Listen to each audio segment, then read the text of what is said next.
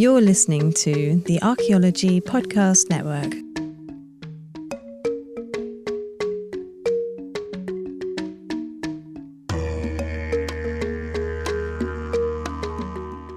Welcome to episode 26 of the Life in Ruins podcast, where we investigate the careers of those living a life in ruins.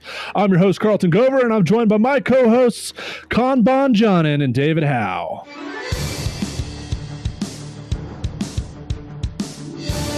Why? I was jamming out to that earlier today because I really missed that. Here we are again with another edition of Our Ruined Lives. Our guest tonight is our friend and colleague, Alex Craib, who is a PhD student at the University of Wyoming. And as you guys can all guess, that's where we met him. So, Mr. Craib, how are we doing this evening? We're doing great. Thanks for having me. I remember when this started out as a drunken conversation in my living room, and then to actually have it turn into something real is kind of fun to watch. Yeah. As Craib, as we mentioned in our anniversary episode, Craib was one of the first people to listen to my drunken nonsense about having an inebriated archaeology podcast, and it has since evolved into something marginally successful and not as drunk. Although tonight, I think I'm enjoying a couple vodka lemonades. So we'll just see where the night takes us. So first off, as we said, Alex Craib here is a PhD student at the University of Wyoming. He's a student of Dr. Bob Kelly. Are you his last PhD student? It's starting to look that way. I think I might be the one to close out his career, and I don't really know if I want to be the swan song. I'm trying to think if I was his last master's, but I think if there's two other students behind me that there might be a couple after you, yeah. Yeah, but I'm at the tail end. I think I might be, at least Bob will remember me. That's for sure. Other than that, other than sharing advisors, Craib, we also share some other... Genes. No, not genes. Not genes. No. I meant legalized genes. Yep. I don't know where to go with that. No. Craib and I share a pretty similar background. Craib, you are also from Northern Virginia. I am. From the great Commonwealth itself, not a state, but a Commonwealth. Correct. One of three or four, right? Three? Kentucky and Massachusetts. Massachusetts, yeah. I think there's only a couple. I don't know what the difference is, but I'll defend the fact. That's a territory. Not according to the president. No, I'm pretty sure it's China, according to him. Hashtag free Winnie the Pooh. Oh, come on. China early. Come on. It's like 2 minutes in, bro. But yeah, Craib, just tell us a little bit about your background for our listeners growing up in Northern Virginia, kind of like what got you into archaeology to begin with. So I have kind of a weird history in archaeology. My dad was actually the lawyer and chief lobbyist for SAAs in the late 90s and early 2000s. So I grew up in like the old office over by Union Station. And my uncle's also an archaeologist. So of course I wanted absolutely nothing to do with archaeology going into my undergrad. I left Virginia and went out to Oregon pretty much to get as far away from the East Coast as humanly possible. I also thought at the time I really wanted to be a hippie. There was just something really beautiful and romantic about the idea of going out to Oregon and being a hippie. And then I met a real hippie and I decided that was not the life for me. So I pretty much spent a couple years having fun in undergrad, and then as a undeclared major as a junior, kind of fell into anthropology as if everyone else in my family likes it, maybe I'll give it a try and I'll like it too. And here I am 10 years later. Yeah. And I mean, like, just to reiterate, your father's profession, like for our listeners, at the end of the 90s and early 2000s was a pretty pivotal point with the Society of American Archaeology, which is the largest conglomeration of American archaeologists that represent us. And that was when the Kennewick Man stuff was going full tits out. And my previous advisor, your current advisor, Christ. Bob Kelly.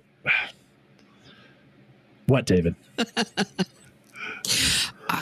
Nothing. I think we're Does the term "tits out" offend you? Or the fact that we're talking about tits out in reference to NAGPRA. I may or may not have federal funding from the Army Corps of Engineers. Mute.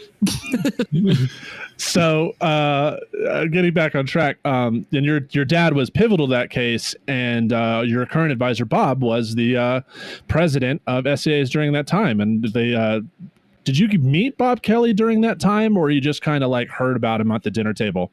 No. So my dad and Bob actually barely passed each other. My dad retired as Bob was the president-elect. So my dad was kind of on the tail end of his career with the SAA when Bob became president. So I actually never met Bob. I met Bob through David Hurst Thomas, actually, at an SAA in Sacramento, because I was interning with Dave Thomas up at the American Museum of Natural History at the time. And we were out bar hopping after the sessions and ran into, oh God, who was it? It was Bettinger, Bob Kelly, and DHT having their, reunion bros out night on the town. So that was the first time I met Bob, actually, was at SAAs in Sacramento. Dude, I bet that was a hell of a time. Yeah, I think I would have appreciated the gravity of the situation a whole lot more now than I did as like a 23-year-old shovel bum intern that was just kind of getting their feet underneath them in the field. At the time, it was just like, oh, hey, what's up? Oh, you're Bob. Oh, you wrote that book about hunter-gatherers. Yeah, it's good work. And then shit, 8 years later, I'm his PhD student. For whatever reason, he accepted me. He must not have remembered meeting me. Well, and that's kind of the funny thing about how I met Bob too, is that I was on like a backpacking trip in the middle of winds in the middle of nowhere, and all of a sudden this like tall, lanky guy comes striding up. I'm like, what's this guy? Who's this guy? What is he doing here? And he, hung out with him. He proceeded to destroy one of my good friend Brian Schroeder's PhD ideas in front of me. Yeah, but I didn't appreciate it as much as I should have at the time, and I should have bonded with him before he became my advisor. And it showed up one day. Yeah, everyone has their Bob Kelly story, and then you can hear some more goddamn stories. Goddamn fucking David. Okay, thank you. But you interned at AMNH, which stands for the American Museum of Natural History, right? Yep. That's a pretty big fucking deal, and that's based out of New York. Yeah, just go ahead and talk about it. So I had run into Lori at the St. Louis. So Lori Pendleton ran the lab, and then her husband, Dave Thomas, ran the North American Archaeology department in the AMNH. And I ran into them at an SAA in, I think it was St. Louis. And I was just about to finish my senior year of undergrad, and she gets up in my face. And if any of you listeners have ever met Lori, she can be quite the bulldog sometimes, even though she's quite the little lady. But she gets in my face and she's grilling me. Oh, Alex, you need to sign up for this internship. You need to do this. And, as an undergrad, I'm just kind of like, yeah, sure, whatever. I'm going to go do whatever I want after this. And I went and I did my field school up at the Paisley 5 Mile Caves with Dennis Jenkins. And I'm sitting on the screens, and who walks up the hill but Dave Thomas and Lori Pendleton, asking me, where's my application? Why haven't they seen it yet?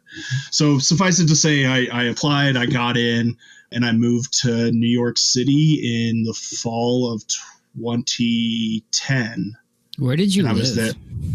Dude, I lived in Midtown Manhattan on the west side. Yeah, I lived in Hell's Kitchen on 42nd between. That's 9th not a and bad 10th. part of town, though. It's like 49th between 9th and 10th. That was awesome. Yeah. It was in the middle of everything. Dope. And when you were at AMNH, you had the opportunity to meet Dr. Neil deGrasse Tyson. Is that correct? Yeah, I got to meet Neil deGrasse Tyson twice, and he is quite the character. He's obviously a very intelligent guy, but he knows he's really intelligent, and he wants you to know that he's really intelligent. Do you want me to tell you the stories? Oh yeah, dude. I know exactly what story I'm trying to get out of you. Okay, so I've got two stories of Neil deGrasse Tyson. The first one isn't as exciting as the second one. The first one, we had somehow gotten invited to a wine and cheese mixer in the astrophysics department. But the email wasn't supposed to be sent to us, but we were the only ones that showed up. So we crashed a wine and cheese mixer with Neil deGrasse Tyson. He knows we're not supposed to be there. We know we're not supposed to be there. But we're all sitting there drinking wine, eating cheese, listening to Neil talk about how 98 was a particularly good year in the Bordeaux region. So that was my first experience with Neil. The second experience, and I think this is the story you're after, Carlton, was at the Christmas parties. The Christmas parties at AM&H, each department does their own on a different night. So it's basically just like 2 weeks of nonstop after hours partying in these different departments. And so they have the astrophysics one in the Hayden Planetarium, which is an absolutely gorgeous facility. And we're hanging out, we're drinking, whatever, having a good time, lots of food, lots of good talk. And all of a sudden, there's a Michael Jackson dance-off. And a big circle forms in the middle of the astrophysics department. And the three people in the middle are my boss, my crew chief, Janessa, the security guard, Andre, who worked in the basement, and Neil deGrasse Tyson. So the two of them, Andre and Janessa, do their dance, and then Neil comes out, and he takes off his jacket, and he's got his little fucking science vest on, whatever. And this dude busts out the worm. I've never seen someone do a worm like this since Scotty 2 Hotty in the WWF in like 1999. to see this guy that, like, you know, in subsequent years, Cosmos has become one of my favorite shows, and, you know, watching his YouTube videos and all that, you get this big image of Neil deGrasse Tyson, and then you see him doing the worm in the middle of a Christmas party, and it just kind of raises that whole respect level. Well, and he's like So you were mentioning, those are my Neil deGrasse. That's awesome, man. Well, like, and as you're mentioning, he's like a wino to the T. He seems like one of those guys who just, like, if he's gonna do something, he just goes fucking ham and does it, kind of thing. He was talking about picking up hints of, you know, this, that, and the other bullshit on this vintage, and I'm just like, yeah, it's free wine. This is better than the $2 chuck that I'm used to. Do you guys think, like, when people go buy wine like 10 years from now, they'll be like, oh, 2020, that was a good year? Probably not. all the airplanes stopped flying, so the fucking contrails allowed more light to come down, so the plants produced bigger berries with more flavor. Like, do you think it actually would be a good year, or would it just be like a terrible year for wine? It depends on the wildfires at the end of the season. Yeah, we're slated to have another record heat wave again. Yeah, which happens every year. But moving on, and kind of speaking of $2 chuck, you went to Oregon University or University of Oregon? The University of Oregon, go Ducks! Yeah, home. What is it? The League of Champions, the Pac, whatever. Pac-12 Conference of Champions. Yeah, there we go. I remember watching basketball games over at yours and David's house, and that's Bill Walton's war cry. At Oregon, you were a member of a fraternity, which I am. In my experience of also being a fraternity man, there's not many graduate students in anthropology who were in Greek life. So I kind of want to talk to you about that. Breed. Yeah, we're a rare breed. I think you're the second Greek life member. No, maybe the third Greek life member that I've met in my 10 years in the field. We're a very small minority. And we were talking about this the other night. It has helped me in a lot of ways, but it's really kind of been a negative in one big way. And that's, I call it the big scarlet F, the frat boy that you're always wearing on your chest. You know, everybody's got the stereotype of what frat boys should be. And I feel like most people don't really give a shit. No one's really given me much of a hard time. But every now and then you run across someone who just, you know, maybe they had a bad experience with a fraternity in their undergrad. I don't know, but they just categorically do not like anyone associated with Greek life. And that's really been the only difficulty I've ever had with it. Otherwise, I think Greek life was a great training for archaeology because you're you're elbow to elbow with people 24/7, having to live in close quarters and how to negotiate complex social dynamics. I mean, You get a head overall, start on the alcoholism. oh my God, I'm 4 years ahead of everyone else in the field. I hit CRM and felt like a seasoned veteran on day one. I don't know if you should be proud of that. I know. At 22, I was. At 32, I'm not so proud anymore. Yeah. and you know what I've experienced, like the first day I showed up to Wyoming, I literally wore like scarlet letters. I was wearing like a sweatshirt. You did. They were red. You wore your letters. Yeah. It was to Jim Ahern's to his barbecue. Yeah, I don't know why I thought that was like the only sweatshirt I had at the time, and it was like a little cold, and I was like, I'll just throw this on. And then like I immediately regretted that decision when like everyone kind of looked, and I was like, oh. Did you have your eyebrow ring in too? No. I brought that back later in the semester for a bit. Okay. I was like, this is silly, and I was like, this is dumb. I didn't know. No. I couldn't remember when that started. No, I had it in undergrad. You had an eyebrow ring? Oh yeah, man. You did, yeah. I did. I tried to bring it back in grad school for like a second, and then I was like, "This is silly." That got shut down pretty fast. Yeah. So our listeners, please berate Carlton on Instagram until he shows us a picture of this. It's on my Instagram. You can go far back. Like it was hashtag bring back the ring. Yeah, bring back the ring. You gotta do a hoop and make it look like Joe Exotic. Where's the brushes? Yeah, it wasn't a ring, and they were studs, but yeah. No, I'm saying you need to get a ring, and then it'll look like that little ring that Joe Exotic's got that's barely hanging on to the side of his. You know what I'm talking about? I know exactly what you're talking about. Yeah, the thing it's just like holding on by like an eyebrow. For dear life, for absolute dear life. But sorry, there you go. In my experience, like you said, it has I don't think it's really affected it, but what I do notice is like I have a big personality, and people will attribute to me being in a fraternity to like, oh, that's just frat behavior, when it's mostly just like, no, I'm just a fucking goon. But nothing to do with being in a fraternity. Like this is what came out of the box. Like no assembly required. Like the fraternity didn't mold me in any way. It didn't turn me into that.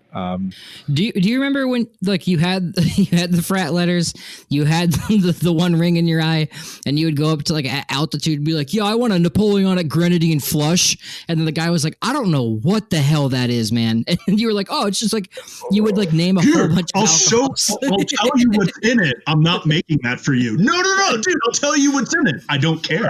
It happened. Yes, I know exactly what you're talking about, because and the guy was like, you're in Wyoming. Just take a shot of whiskey. Yeah, do you want whiskey or beer? Yeah, because I'd be like, hey, I would like a adios motherfucker, and they'd be like, what's that? That's what it was. And I'd be like, it's like a Long Island with different liquors, and it's blue, and people give me shit for it's blue, and I'm like, do you remember at the Vancouver SAA, you trying to convince the Canadian bartender to make one, and they almost kicked us out of the bar? Yeah, I do. And they're just like, because everyone just gives me shit. I'm just like, you know what? Enjoy your 5% bread flavored soda. I'm drinking a fruit smoothie that'll have me fucked up beyond recognition in 15 minutes. It's called alcohol efficiency. So I'll stand by my adios motherfuckers any day. But those cause me so many problems. On that lovely note, we're going to say adios motherfucker to this first segment, and we'll be back on the other side. So good. Yeah. Welcome back to episode 26 of a Life in Ruins podcast. This is the After Hours edition with Alex Craib, the sexiest man in the world. All of that was weird.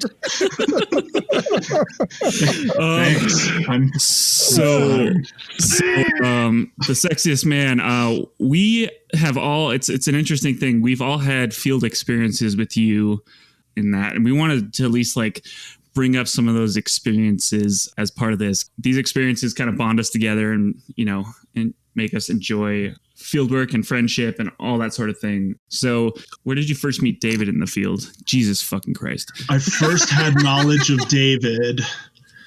Oh God, David, when was it? It must have been summer of 2017.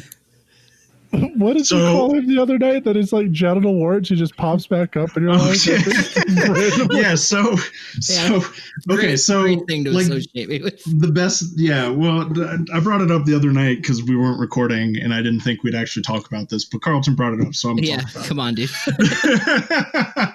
So David, if anybody has ever listened to a band called The Darkness, they had a song back in like 2006 called "Growing on Me," and it's a song about the lead singer's genital warts, and it's like the most upbeat, happy, like love song. These are like his constant companions, but sometimes they go away and sometimes they come back, but he's always happy to see them. And anyway, I was like, David's like my growing on me genital warts. Like, I'm always happy when I see him, but sometimes he goes away and I don't hear anything from him. But then he pops back up and we have a flare up, and then sometimes the meds take care of it and he goes away for a while. I don't know about that, man. I just consider you my big brother. I mean, yeah, David's become my little brother. So David and I have known each other since what, like 2016, man. So I met 20, one of David's. I think 20. I was still at undergrad, so before 2014 for sure. Yeah. Yeah, because I had done CRM with one of your undergrad friends, and she was like, "When you get to Tennessee, you gotta meet up with this guy David. He's the shit." Laura? Yeah, with Laura before that. Yeah. Yeah. And then I didn't actually ever officially meet you. Dave Anderson introduced us at his house one time. Yeah. And he introduced you as Gimli to me. And and I didn't know you. You were Gimli the undergrad for like a good 9 months. And then Topper. And then we dug at Topper together. You popped into my block a couple times, and then we would go down to White Woman's Point and party. Yeah, I heard you can. That was always like weird because I never genital warts from Topper pretty easily. So it's not hard, man. It's really not hard. I'm just kidding. Sorry, what? David, go ahead.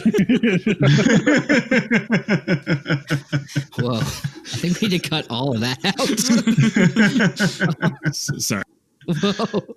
No, I remember one summer we were down. I was teaching field school, and we were down. So White Woman's Point is like where the boat launches and where they have a water spigot for like drinking water.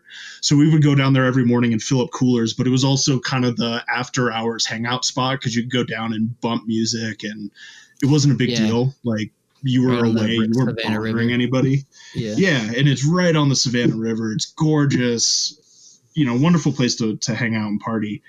And I remember one year David showed up. We were down there. I think it was like a Friday night, so we were having like an extra long celebration. And David just rolls up out of the darkness from Wyoming, and I was like, "What's up? I'm at Topper in South Carolina." Yeah, so we're all 2.5 sheets to the wind. It's pitch black in the middle of private property, South Carolina. And you just see this Jeep, Ned the Jeep, coming down the 2-track. And I think you were bumping like Wu-Tang or NWA or something. And it was like, what? Who is that coming? And then David Ian Howe. It's probably that or the Beastie Boys or the Lord of the Rings soundtrack. It's probably the latter. But yeah, I remember that. And that's really when we've worked together. And then I think we worked together a couple times in Wyoming. We did that Canyon Creek project together up in the Bighorns when I first got here, where you, me, and Spencer were digging that little test unit in the cave. And Eric and Randy were there too. Yeah, and Eric and Randy was gassing out the back of the cave in his telephone booth one by one. Oh my God. And giggling like a child. Guys, I don't know if I ever told you this, but Randy brought a bag of spaghetti for lunch one day. Like, we just didn't have Tupperware, so he brought leftover spaghetti in a bag. And then the man proceeds to fashion chopsticks out of twigs that he found in the woods. He forgot his fork. So he whittled chopsticks out of pine tree and starts. And this is Dr. Randy Haas, who's now a professor at is it Davis? UC Davis? Yeah. Davis. Yeah, Davis. Yeah. And cool. David and I were in the back of this cave, and we'd put a 1x1 in the back for stratigraphy, and Randy's it's a telephone booth at this point. It's probably like 5 feet deep. And I wonder if it was the Sketty that got him, but this guy was gassing up a storm. And David and I have to lean over the 1x1 and hold flashlights for him because it's dark. And we're just sitting there getting wafts of Randy's butt. and he's just sitting there giggling like an idiot, just having the time of his life, cranking out units, farting up a storm, and watching us just like retch. It was a good time. Yeah. You did weird shit out in the field.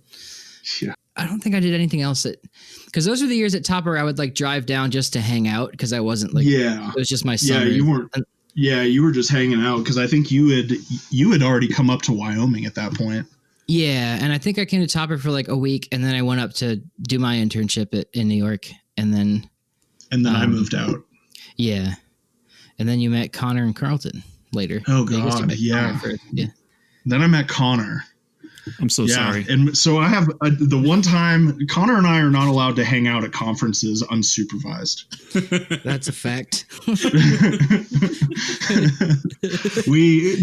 There's a whole series of pictures from the night before my 31st birthday was it Albuquerque? Yeah, it was Albuquerque. Yeah. And there's this whole series of photos where you can see the lights dimming, and going completely out while Connor and I are talking to each other. It's like, that's why I spent my 31st birthday praising the porcelain goddess. Like in your eyes, you bet. Yeah, it was that. Yeah, the lights in my eyes. I swear it was the hotel bar because I was like, we'll just have like one more drink, nightcap, kind of end this thing off. And yeah, that's exactly what it was. And then it was like. It was like 3 hours later, and we both were like, oh, no, we have 8 a.m. sessions to go to. It's 2 a.m. Dude, I remember Connor getting back to the hotel room because like me, David, and Connor shared a hotel room, and that was just its own pleasure. It was me herding cats for a weekend. Well, no, because you guys have to deal with my just repugnant ADHD. And you're like, David, you had literally just turned the shower on. Go shower. Don't brush your teeth. It couldn't be worse than when the three of you and then Chris shared a hotel room in DC. Oh yeah. Oh. You walked into that room, and if you can imagine a Dutch oven but like a room, it was that. But that wasn't us. That was Chris Rowe. Like, I'm pouring all blame at Chris Rowe. That was him. Because every time we had to go somewhere and use the bathroom, and like, there's no fan, and it was just. I'm pleading the fifth on that one. All I know is the 4 of y'all were in there, and it smelled like the inside of someone's dirty drawers. And Barlow would come hang out, and then like it just became like a party room, and it just smelled like a gymnasium. It was bad. A bunch of empty beer cans everywhere. Yeah. Oh, that's when Carlton was like, I'd never heard him say this before, but he walked in and it was like a CIA agent like casing the place, but he kicks the door open and he was like, all right, here's what we're going to do. We're going to look at this bathtub. We're going to fill it up with some ice and fill this bad boy with some linglings. What? It was impressive. And I was like, yes, sir. See, this is why you always want to have a fraternity guy with you when you go to hotels. We know how to set it up for parties. That's fair. DC was also awesome because, Craig, we're both from Northern Virginia, and like DC was where our old haunts were. That's home. And so we just had a blast with like taking everyone to all the bars. And we had your birthday at that one of your favorites. The Big Hunt, my favorite bar in DC. Yeah. God, DC was so much fun. Yeah, that was a good one. Yeah, it was a great time. The first time I met Carlton. Yeah, and kind of building off of that, you've worked with Carlton as well, which sounds, at least in the field, and it sounds like you guys had a kind of a hell of a time together. Carlton and I are great field kindred spirits. Like we work really well together in the field. I mean, we're good friends to begin with, and we're compatible, whatever. But for some reason in the field, like we seem to bring the best out of each other. And by best, sometimes I mean the worst. And can I say that first session I worked with you, so like to build a picture for everyone, we had for Kelly's birthday, We had his graduate student only session at Rock Shelter. And this is before I got there, but apparently Bob mentioned to one of his grad students, I hope I get this site finished before I die, which is cryptic enough for Maddie Mackey to gather everyone to surprise Bob. And I was the dumbest person at this excavation because I was the only person without a master's degree. The only two people without doctorates were Maddie and Craib. And me. Yeah. And Nathaniel and Spencer hadn't finished at that point. Yeah. Neither had Bridget. And then there was like a bunch of Bob's old students like Judd Finley, Jeff Smith. And it was like it was like SEAL Team 6 of excavation, because like that's what made me an archaeologist, was having all those eyes telling me how to excavate. And like that is by far my favorite archaeological session to date, was just to sit in that unit, that 1 by 1, like 6 feet down, just having like over 5 decades worth of archaeological experience guiding me on my 1 by 1. It was one of those experiences where you look back on it and you're just like, wow, I can't believe I was surrounded by so many intelligent people. I mean, it was awesome, but we also acted like degens the whole time. Yeah, and to give our 100%. To give our users a little context, like most of these sites that you excavate on, you have, you know, your PhD kind of PI guy, you have the crew chief who might be getting his PhD or whatnot, and you know, you might have a couple other like master's students or whatnot, but largely like a lot of people who are digging in these units are actually like undergrads or volunteers or anything like that. So this is like super rare to have this much like degrees and talent in one place. It's crazy. Like it just doesn't happen in the field. Yeah, it doesn't, and it might have spawned one of the funniest lines I've ever heard in an archaeological site. I don't know. And it could be that, you know, we were all kind of dehydrated and it was hot and whatever. But so let me paint the picture for you. Ulm is a dry rock shelter, a extremely dry rock shelter. Carlton's the only person that can go to a dry rock shelter and come out looking like he was just bushwhacking through a swamp. I've never seen it before. Holy shit. All of us come up, you know, covered in dust like normal people out of a rock shelter. Carlton looks like he just fucking did a bathe in a mud pool. I don't know how he does it. I have no idea how. But anyway, Bob so said that, right? Bob's like, I've never, like, only Carlton can come out of a dry cave with mud on his hands because I'm just a perspirant individual. Yeah, he was very moist in that cave. So anyway, the way Ulm is set up is we've got it's a southeast facing rock face, and we've got units kind of aligned 4, 3, 2, 1 from the west to the east. And Carlton's digging one of the triangle. I'm digging another corner of the triangle. Our friend and colleague Nathaniel Kitchell is digging the third corner of the triangle, and poor Dr. Eric Robinson. It's not like a triangle in the same, like it looks like a Tetris block, like the triangle.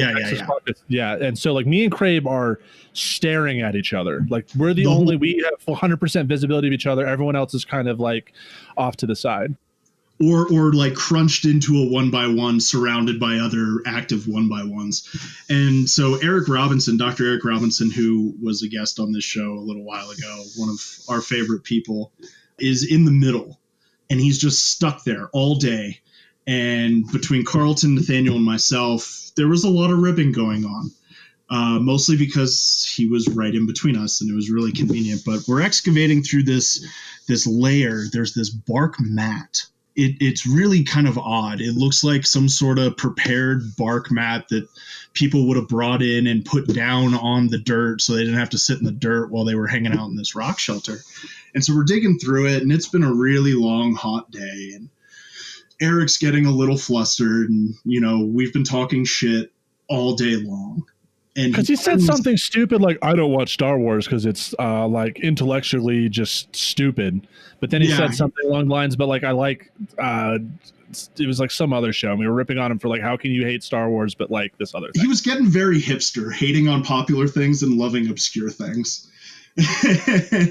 and Carlton, he's kept his mouth quiet for too long, and I'm starting to wonder what's going on in his head. Because when Carlton's quiet, you know something's going on. And Carlton, you looked up at me with those bright blue eyes, and I've never seen them sparkle like this before, and your mouth lit up. And remember, Carlton's covered in mud right now. So the only thing that's bright about him is his smile in his eyes. So he looks at me and he lights up and he goes, "Hey, Eric, do you think this Matt's bark is worse than its bite?" And Bob, from like 100 meters away, you can hear Bob go, "Ugh." The whole block drops. All of us stop working. I'm pretty sure Eric got up and just walked out of the unit. He was like, "I'm done with this shit." He threatened me because during this whole trip I was sharpening my trowel, and he was like, that's right. He's like, "Give me your fucking trowel. I'm going to stab you with it." Didn't you cut yourself on that trowel Bob after he warned you about it? No, Eric said that. Oh. And I did cut myself on that trowel. Yeah. Carlton, you're going to cut yourself on that. No, I'm not. 4 days later, I cut myself on my trowel. Well, Yep. let's trowel on to the next session because we are out of time. That wasn't that funny, guys. Welcome back to episode 26 of A Life in Ruins podcast. We are interviewing Dr. Alex Craib, and this is the serious section. Not a He doctor. doesn't have a doctorate yet. Future Dr. Craib. Ouch. No, he's going to finish, and it's going to be Bob Kelly's swan song, and it's going to be beautiful. So, it's funny because you mentioned that story in Albuquerque when we were drinking, and we got into a really deep conversation about kind of mental health and academia and archaeology in general. We had a really good conversation about that. And you've told us that, mental health and graduate school is something that you've become very passionate about. Would you mind speaking about that? Yeah, absolutely. So I didn't really start focusing on my own mental health until I started the PhD. And it was something that I had always kind of put on the back burner. And I'd always kind of adopted that field tech shovel bum mentality of let's put in the 12 hours that I got to do and we'll do the work. We'll go to bed. We'll wake up the next day, repeat cycle, wash, rinse, repeat, whatever. And it wasn't until I got to the PhD that I really realized that I needed to take time to do things that weren't archaeology related, that by falling down that trap of just constantly throwing yourself at your work it can be very productive, but at the end of the day, what kind of damage are you doing to yourself? And as someone who deals with mental health and has their own issues, as everyone does, it's something that I wanted to purposefully destigmatize and bring into the light in our field, because I just don't think that it's something that very many people really talk about. It's certainly not something that our advisors talk to us about as master's students, as undergrads, as PhD students. How do you deal with the stress of being a student, the insecurity, the financial insecurity, the not knowing where your job's going to be in the next couple of years? How do you deal with all that? So Connor, as you were mentioning, our conversation really kind of naturally gravitated towards how do you decompress at the end of the day? How do you make time for you to do the things that make you happy that aren't related to archaeology, and being able to kind of compartmentalize to an extent to be able to take a break and to walk away from it. And I think that's really important. I've seen a lot of my colleagues, I've seen a lot of former friends and coworkers that have just burned themselves out because they get this horse blinders, sociopathic approach to their work. And I don't think that's a healthy way for us to be doing what we're doing.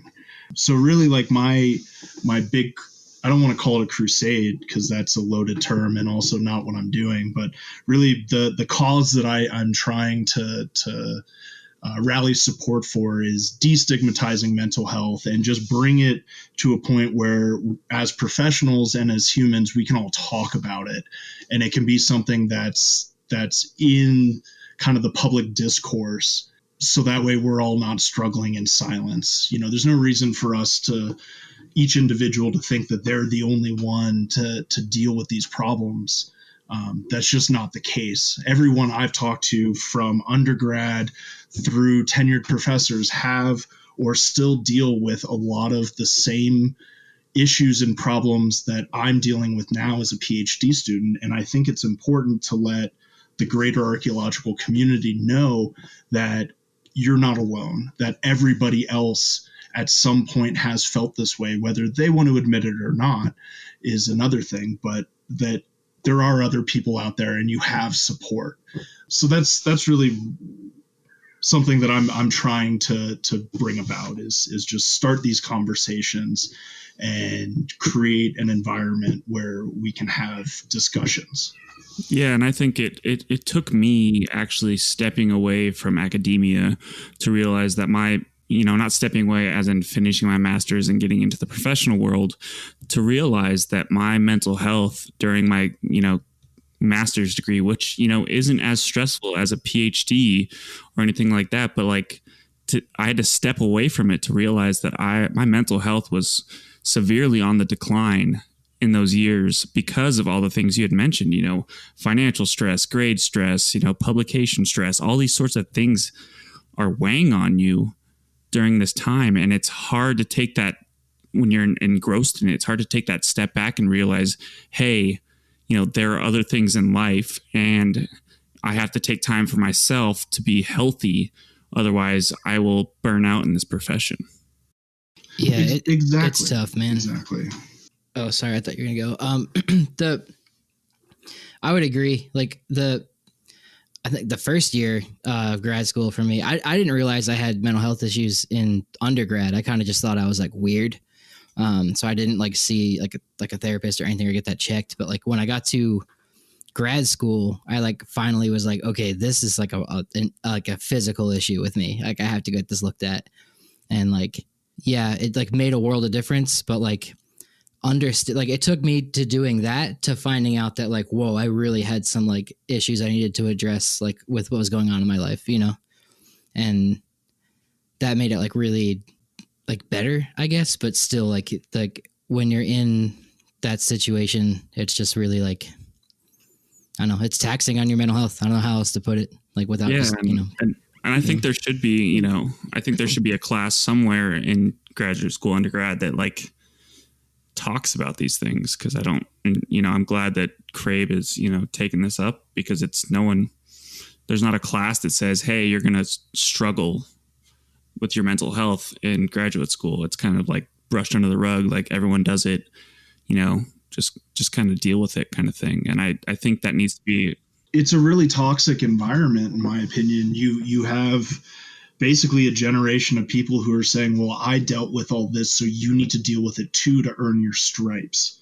And having been in a fraternity and having had to go through initiation and having to literally earn my stripes, it's one thing for a fraternity to do that. It's another for a profession to foster that mentality. And I think it's kind of toxic. Yeah, I'm definitely. Carlton? Yeah, so I mean, and this directly relates to Craib, and you might remember my first semester at Wyoming. People who are in undergrad or thinking about grad school, your first semester at graduate school is the hardest. At Wyoming, we didn't have any assignments due until the end of the year, the big paper, and you kind of enjoy September through November probably more than you should, and then those last 2 weeks in December are just fucking awful. And just say I always going to Wyoming, I always looked up to you, Alex, coming from Northern Virginia, having the fraternity background. I also look up to you as an older brother, because getting there, you really took care of me more so than other people in the department. And I remember, and I could say this because I don't think this person listens to the podcast, but the girl I was dating at the time, who was back in Virginia, went to jail during finals and completely destroyed my work ethic and threw me into a huge tailspin of stress, anxiety, because I know what was going on back in Virginia.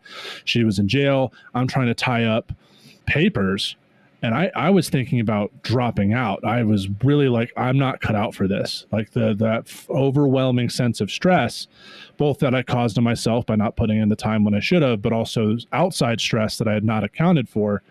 But I remember coming to your office like 3 days before my first paper was due and like crying in your office, like, I don't know what the fuck to do. And you were like, dude, go home. Don't work. Just collect yourself. Like, just take the day off. You're not going to get any work done today. You're going to make it so much worse. Then at the end of the day, as long as you like tell your professors what's going on, they should help you and they'll understand. Because at that point, I'm like, I'm a grad student. Like, I'm supposed to be this, that, and the other thing.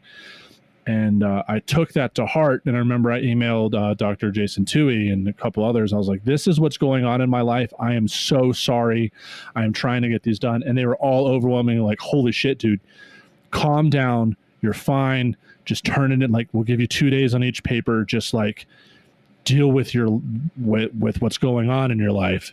And if it hadn't been for you, I probably would have turned in really dog shit papers and have been so disheartened, I probably would have just dropped out. Well, I'm glad you listened. But no, I remember you coming in. I remember you being very upset. And yeah, that's kind of always been my personal mantra is when, well, it's not really my personal mantra. It's something my dad always taught me growing up was he's a lawyer. So I got lawyered a lot as a kid growing up. And his thing was in any argument, in any situation, in any scenario, as soon as you're emotional, you've lost. You are no longer in control of that situation. And the only way to regain control is to check those emotions and to bring the logic back. Sometimes that's, going home and taking care of your stuff. Sometimes that's doing the human hard reset of going to bed and waking up the next day and dealing with things. But yeah, that's a trick that I've tried to use, and I'm glad you came to me. I really am, and I'm glad that I was able to help because I know how hard things can be, especially being so far away from home. And that's the thing, man. Like, Carlton, I think you had told me that a while ago about, I totally forgot all that was going on in your life. And like, damn.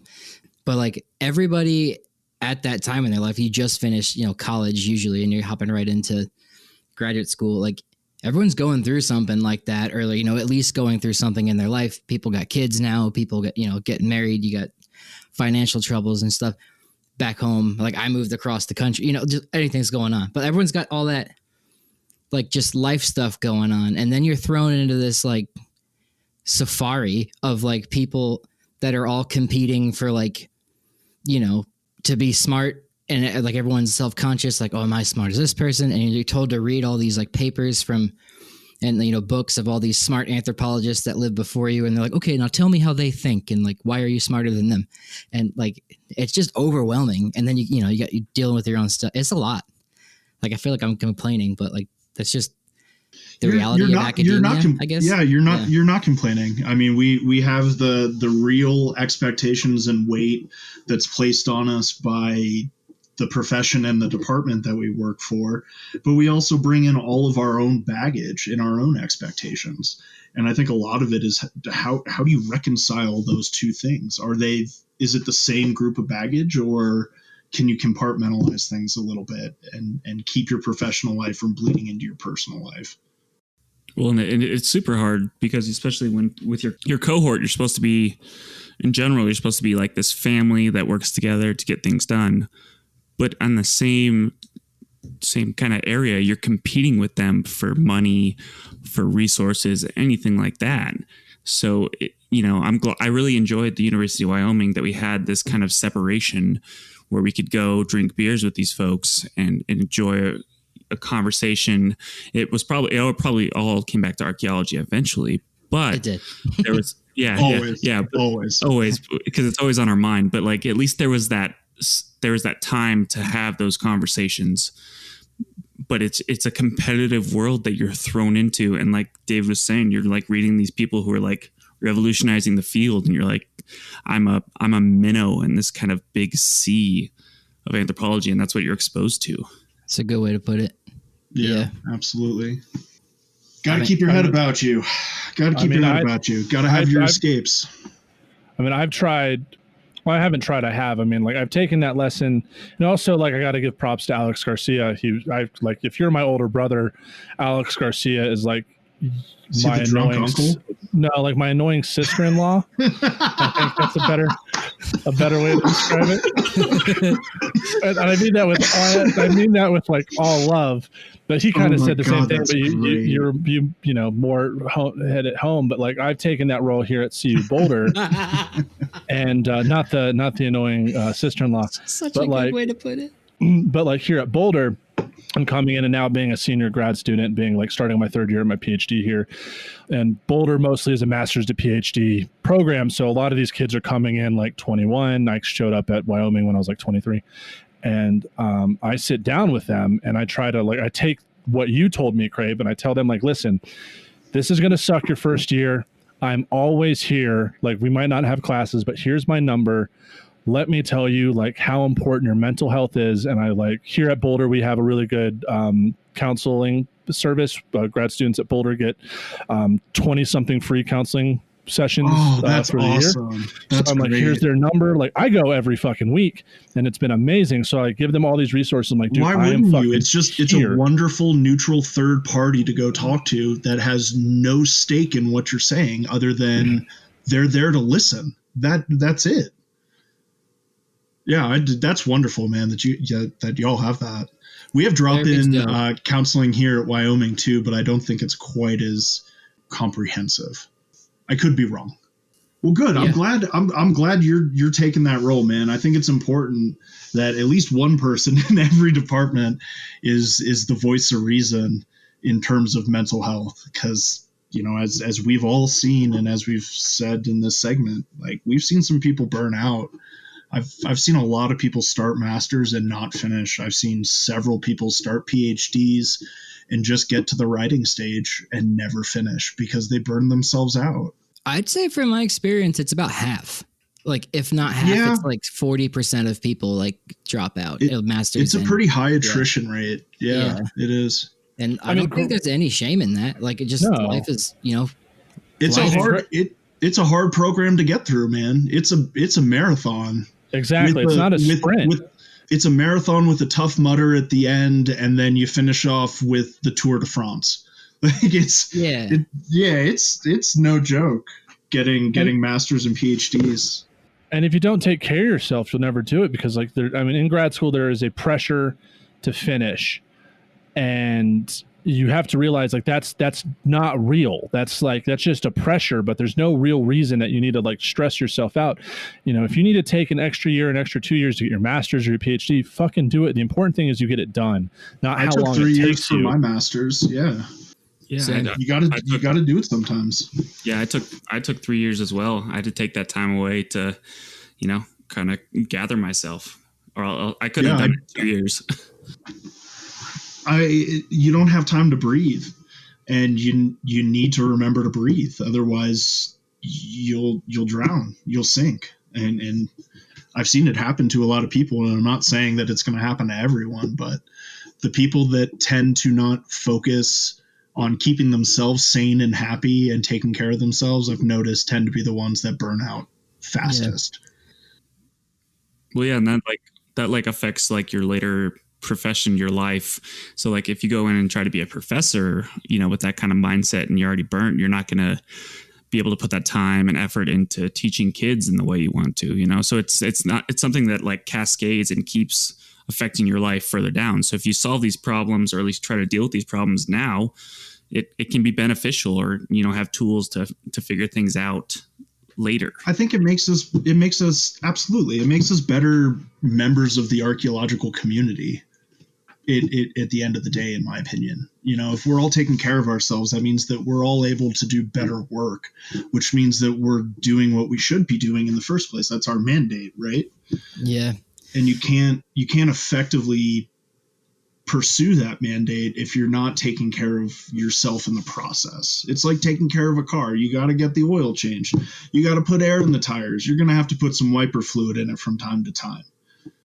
Dude, don't fucking remind me. I just hit my 90,000 mile checkup, and I think I just brought in the other day. It's like $15,000 in fluid changes. Oh God. Yeah. So the Fiesta's almost at 100K, huh?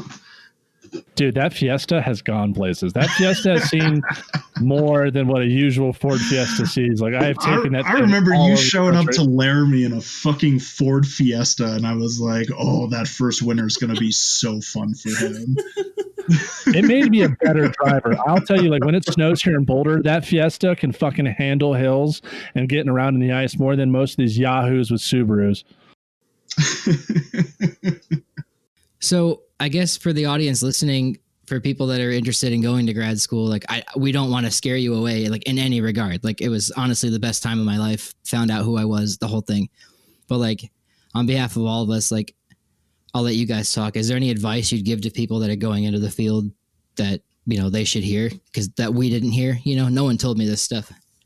The number one piece of advice that I got from all the old timers, and by the old timers, I mean David Hurst Thomas, Vince Stepanidis, Bob Kelly, Dave Anderson, the bigwigs, right? Mm-hmm. Don't do it unless you're passionate about it. If you don't have the passion, find what makes you passionate and do that instead. Because like I said, it is a marathon. It is something that is a lot of work.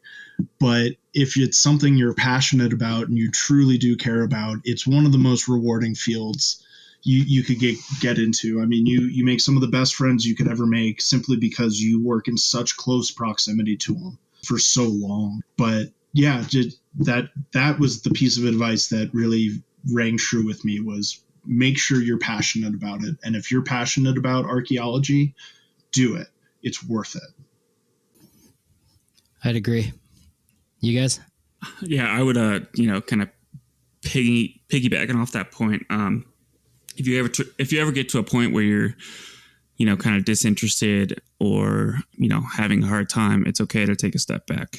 And I think that's advice that I would have given to myself, between undergrad and graduate, is that I would have taken a step back, done some CRM, done some real work, and kind of taken that time to myself. Yeah, I'm going to second that. I needed to grow up. Yeah. I think a good piece of advice that I can give is, like, as much as you want to separate your personal life from your work life, they're pretty intertwined. And my second semester here at Boulder, I had some like really crappy social stuff going on with like my parents, not social stuff. And it almost wrecked me here. And I didn't tell anybody. And I had Bob and Eric Robinson like asking about deadlines, like why I'm not making these deadlines. And I kept making excuses until finally I broke down on the phone with Eric. And I was like, this is what's going on with one of my parents. I don't know what to do. I'm stressed. I'm so far away. Like, my life is falling apart in this way. I don't know if I'm going to have a parent in a month. And he's like, dude, you need to tell Bob right away. And you need to tell Doug if you haven't told him. And then telling them like, hey, this is what's going on in my personal life. And they were just like, dude, you need to tell people sooner. Because if they know, the sooner people know about problems in your life, especially if you're their grad student, the better they can help you and give you leniency. Because if you bottle all that stuff in, you don't tell anyone, and you lie to make excuses, it's only going to make things worse. But if you're just honest with yourself and honest with those around you, you can better support yourself. And that's a critical in graduate school, is to coming to terms with these things and to find the support, because you'll get breaks. Like, grad school, they try to scare you and they set up these arbitrary deadlines, but at the end of the day, they want you to finish. And if there's things preventing you from finish or doing your work, they want to make sure you're getting the help to get through those things. And so if like anybody listening and you're thinking about grad school and wanting to go, it's a master's degree is like 2 to 4 years and a PhD like 5 to 8. There's going to be a lot of things going on in your life. You're going to evolve as a person. You're going to evolve with your friends and family. And you're just going to have to take those things. And the most important aspect is letting people know what's going on. You don't have to tell them everything, but just be like, hey, this is what's going on in my life. It's a distraction. I need to handle it. And if you have an advisor and friends who give a shit about you, they will understand and support you. Absolutely. Yeah. Yep. I couldn't agree more. Absolutely. And I want to send people back to Amy Atwater's episode as well, because Amy, really talked about mental health. I think it's, what is that, episode 6 or something like that. We had a really good conversation with Amy about that. 5. Go back and listen to that episode because she has some really good advice as well. And on that note, as we've talked about, through this whole thing, there's obviously some ups and downs with graduate school, archaeology, anthropology, everything. Mr. Craib, would you choose, if you could choose again, would you choose to live a life in ruins? My mind. Would you maybe have been a lawyer? Oh God, can you imagine me as a lawyer? I'd be such a prick. No. God. Yeah, you think I'm bad? You think I'm bad now? Put a law degree behind my name. And cut.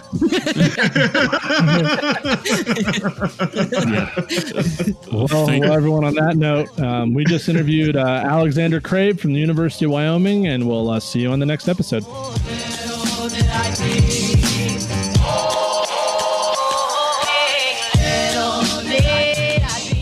Thanks for listening to A Life in Ruins podcast. You can follow us on Instagram and Facebook at A Life in Ruins Podcast, and you can also email us at alifeinruinspodcast@gmail.com. And remember, make sure to bring your archaeologists in from the cold and feed them beer. Okay, gentlemen, this is the jokes section. Oh, jokes. So Yeah, they're at the end. There's a joke at the end of every episode, Craibo. Oh man, I need to listen to more episodes. Poser. So gents. Hey, I was here from the beginning, so I feel kind of like the godfather of this whole fucking thing because I was the one that was like, "Yeah, guys, that's a great idea. You should do it."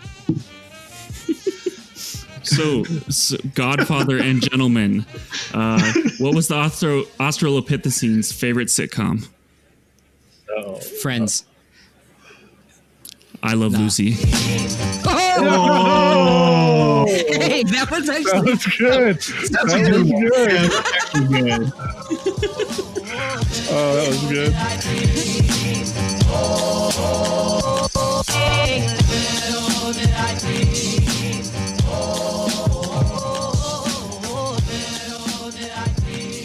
This show is produced by the Archaeology Podcast Network, Chris Webster and Tristan Boyle in Reno, Nevada at the Reno Collective. This has been a presentation of the Archaeology Podcast Network. Visit us on the web for show notes and other podcasts at www.archpodnet.com. Contact us at chris@archaeologypodcastnetwork.com.